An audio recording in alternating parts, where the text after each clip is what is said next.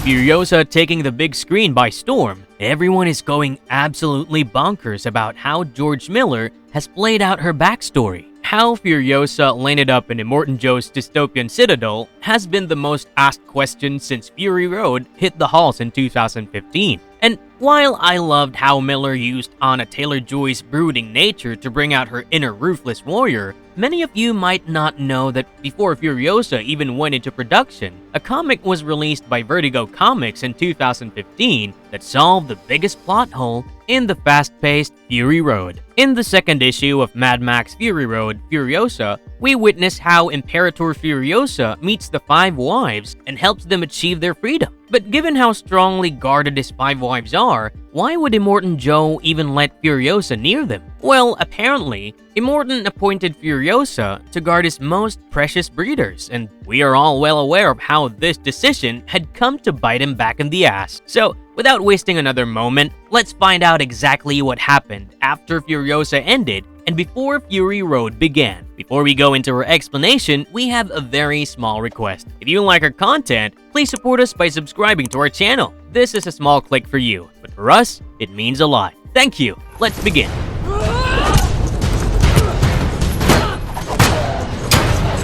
Immortan Joe appoints Furiosa to guard his Five Wives. The second issue of Mad Max Fury Road, Furiosa, begins at the heart of the wasteland, where a history man talks about how Immortan Joe had once imprisoned his 5 precious breeders inside a vault, away from all the prying eyes of diseases and scarcity. He protected them from the fury of war, provided them with clean air, and gave them filtered water. Immortan Joe has always been a man with a vision. He quarantined his so-called wives in the perfect environment so they could yield him strong and healthy male heirs who would align with his vision and help him remake the Earth in his own image. Even though he had taken every precautionary care to ensure himself a legacy that would carry on his vision and justify his tyranny, Immortan Joe made one fatal blunder. To ensure that his breeders don't spiral into depression or any other mental illnesses, he gave them the gift of education. Although these girls were caged, they had music, books, and a teacher named Miss Giddy. Giddy was a word burger, a keeper of history, and a treasure trove of humanity's forgotten knowledge. What Joe did not know was that education has always been the means through which one opens their mind and sees the clear picture. So, just like that, the idea of revolution bloomed amongst this precious 5. One day, the organic mechanic, the resident physician, examines Angharad and confirms that Immortan has exactly 2 days to impregnate her for perfectly healthy babies, as she is at the peak of her ovulation as compared to the others, who were rather tepid. While this is happening, Rictus Erectus, the towering son of Immortan Joe, is absolutely fascinated by his father's captives. He keeps calling them pretty puzzles and even goes on a stretch to voice his desire of playing with these pretty puzzles in order to have healthy babies of his own. When he tries to grab hold of Angharad, Joe stops his son and orders him to leave. Even though Rictus leaves, it does not seem like it's going to be very long before he storms into Joe's vault. So, to prevent Rictus from taking advantage of his wives, he appoints the only person who has always stood up against his insanely strong son, Imperator Furiosa. Frighten him!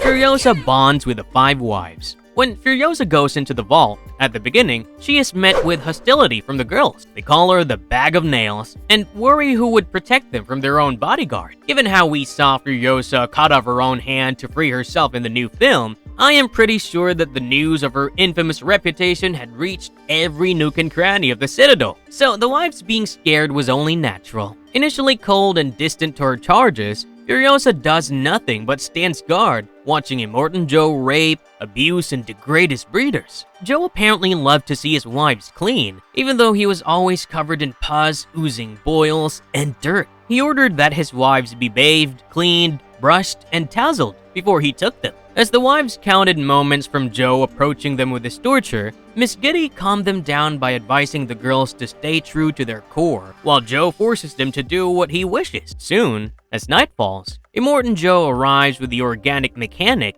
and asks everyone to leave after ordering Angharad to spend the night with him. The mechanic pulls a syringe out and offers him what seems to be a stamina booster. Following this, Joe pulls his pants down, baring his pustule-oozing ass, and signals Angharad to come near. After Joe is done with all his wives, the girls sit in the middle of the vault, traumatized with disgust. While they're discussing how unbearable his abuse has become and how their souls are bruised, Furiosa listens to them from a corner. Joe's red-headed wife, Capable, screams at Furiosa, alleging her to enjoy the scene, rather than protecting them from his exploit. Everyone tries to stop her by saying that Furiosa is only a warrior who does what she is ordered, because however strong she might be, Joe owns her too. Capable tells Furiosa that she was just like every bootlicking person in Citadel, but the only difference is she has got no balls to go against Joe. In the next page, we find out that Angharad is with child, and when the organic mechanic announces, congratulating Joe,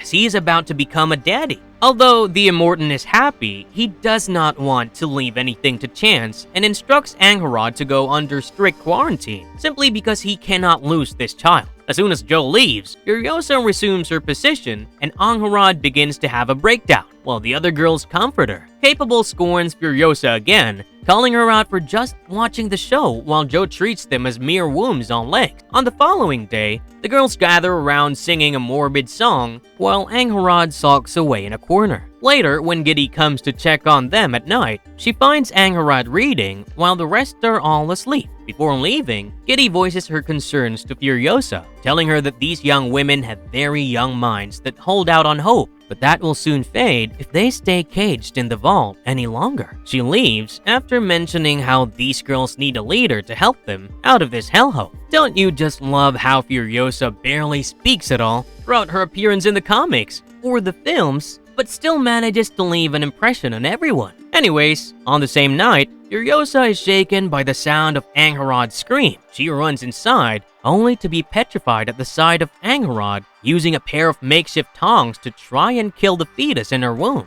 Although Angharad asks her to leave, Furiosa grabs the bloody tongs out of her hands as the other wives also arrive. When they all ask Furiosa to leave them alone, she smacks all of them and chastises them for being ungrateful pricks who simply fail to appreciate living with abundance while people outside suffer from the lack of shelter and food, writhing from squalor and disease. She calls them fine young women with a bright future to look forward to, and of course, all the 5 wives collectively lash out at her, expressing how much they ache for freedom. When Furiosa mocks them about reveling in the idea of freedom that does not exist, the girls mention how Joe has turned their lives into misery. Angharad then taunts Furiosa, saying all she knows is killing, and Furiosa, in turn, points out that Angharad was doing the exact same thing. Weeks pass by and the anger eventually fades. Furiosa and the 5 wives begin to bond. When Angharad decides to keep her baby, vowing to keep it safe, Furiosa feels relieved. Angharad then makes sure that Furiosa knows that she was not doing it for Joe. She doesn't want her child to turn into a warlord and urges Furiosa to help her find the better place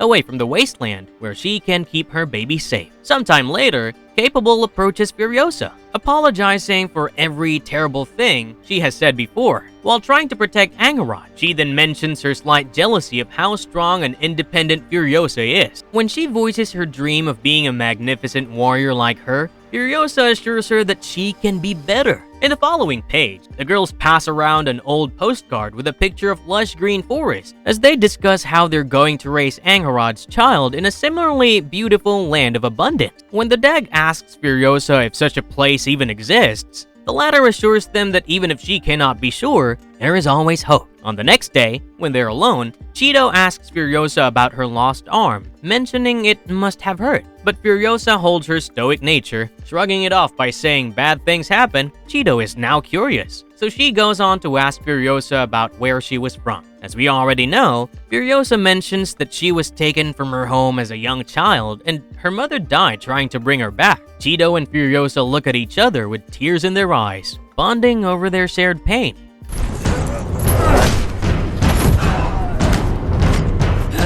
How does Furiosa escape with the 5 wives? One night, as the Dag is wearing a makeshift mask and mimicking Immortan Joe's antics, the organic mechanic sneaks in, breaking the news of Joe wanting to see his fillies in order to fulfill his patrimonial duties as the sole man responsible to regenerate the species. As the girls look at him in morbid fear, Mechanic orders Miss Giddy to prepare Joe's delicate darlings to quench his thirst. Next day, the girls are all gathered around, playing different musical instruments and singing for Joe as he enjoys the show. After the song is over, Joe shows interest in his youngest wife, wanting to do her first, given that she was still a virgin. While the other girls frown upon hearing this, the Dag absolutely loses her mind and berates Immortan. She screams at him to get his filthy hands off her and pulls her away, since she's the only one who has not yet been poisoned by him. Naturally, Immortan Joe, being the tyrant he is, grabs Dag by her hair and drags her away to rape her, while the other wives plead him to let her go. He then comes back to remind them of their lack of gratitude, irrespective of all the freedom and facilities he has arranged for them.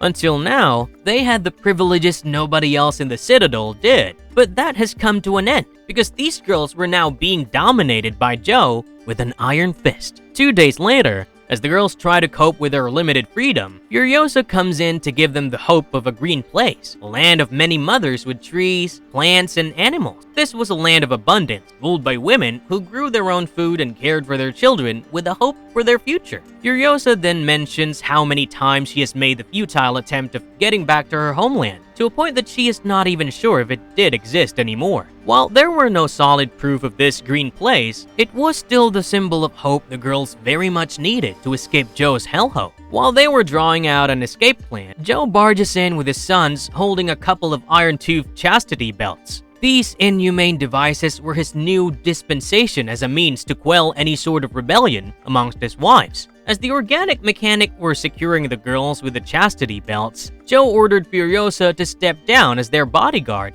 because he has now assigned her a new war rig. As the days passed, darkness sets in as we find out that Dag is also pregnant, while the other girls are blaming everything on Cheeto. When Dag anguishes about hating Joe's ugly baby, Cheeto stops her, calling it beautiful. Naturally, she lashes out, saying Cheeto would never understand as she has always been his favorite and never had to feel his fist down her throat. Soon, Angharad stops the quarrel, saying that they cannot let Joe win. If he wins, it would come at the cost of losing their mind. She implores how they must inspire themselves by looking at how strong Furiosa is. As their seed of freedom begins to take root, they vow to escape Immortan Hell altogether, without any fear in their heart. Later, at the dead of dawn, Furiosa creeps into the vault to wake up all the girls. She asks them to get dressed and, in return, gets bombarded with their constant questions. Furiosa then tells the girls how none of them are prepared for the journey, because there is no guarantee if the green place even exists anymore.